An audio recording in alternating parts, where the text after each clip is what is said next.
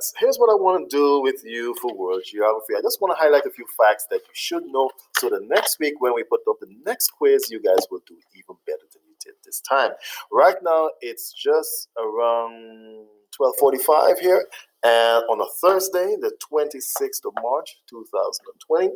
And what we're looking at is getting this information to you so that by next week, you can do your quiz and we'll have even more people getting either 190 or 80 so that you can look real good in that grade book.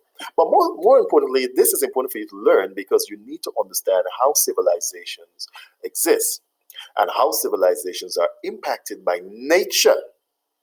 Okay, and not only human geography, but also physical geography. And so by looking at the Nile River, you'll see some of that here today. Now, here's some facts I want you to know.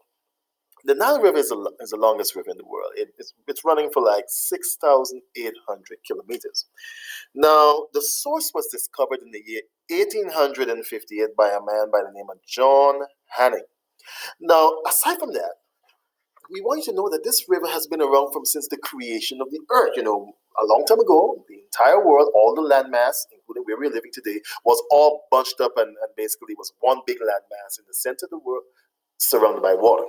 Eventually, due to geological formation and things of that nature, the land gradually started to split apart until after thousands and thousands and millions of years, eventually North America is where it is, South America is where it is, Africa remains where it is, Europe is where it is, and so on, Asia and so on and so forth.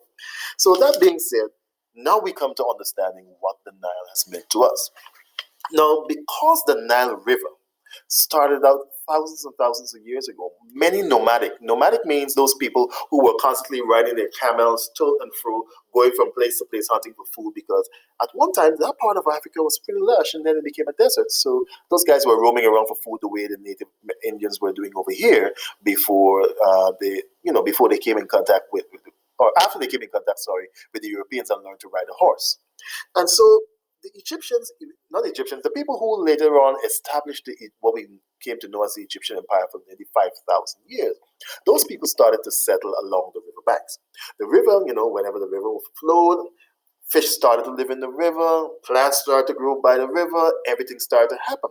And these guys realized, you know what, we can start controlling how much water leaves the land once the river comes in. Because during high tide, the water comes inward onto the land, and during low tide, it goes out to the sea. And so these guys figured out how to set up irrigation systems the way some of the native Indians did it over here in North America. And they started to be able to control how water was used to grow crops and to raise animals and things like that. And eventually, because they were so good at that, they usually would use the extra food that they would grow for themselves and they would sell it to other cities and other countries. And eventually, they became rich. And so after a while, people started asking the question, where is this river coming from? So the problem is that everybody believed that the Nile River is one river. But the Nile River is actually two rivers that merges into one. It's made out of the White Nile and the Blue Nile. And the blue Nile, the water that comes out of Ethiopia is basically the water comes from the Blue Nile. And that water comes for 85% of all the water in the Nile River. And the water that comes from the White Nile, which comes through Tanzania, Kenya, and Uganda, that comes for like 15%. Now, because of all the things that's been happening, the most famous civilization we know in Africa that benefited from the Nile River is actually the Egyptian civilization. We know a lot about the pharaohs because many of those European countries that went to Africa, they basically stole their mummies and a lot of their arts and artifacts and stuff like that and took it back and they have it in museums. And whenever you go to Europe and you go to a museum, it's not a real museum unless you see the tomb of some pharaoh or some famous queen or something or some African thing. So, the Egyptians benefited and used that to their advantage. Now, don't forget that Egypt is a part of North Africa. It's a desert. It's very desertous. So all the major cities in Egypt are along the Nile River. And don't forget that the Egyptians invented irrigation system. Don't forget that the Egyptians also invented the job of a surveyor. That's somebody who measures the land and tell you, this portion of land belongs to you because they measured it out squarely and things like that. And don't forget that a lot of people who lived next to the river became very rich and wealthy. So I'm going to stop it there because we're close to the 5-minute mark on this video.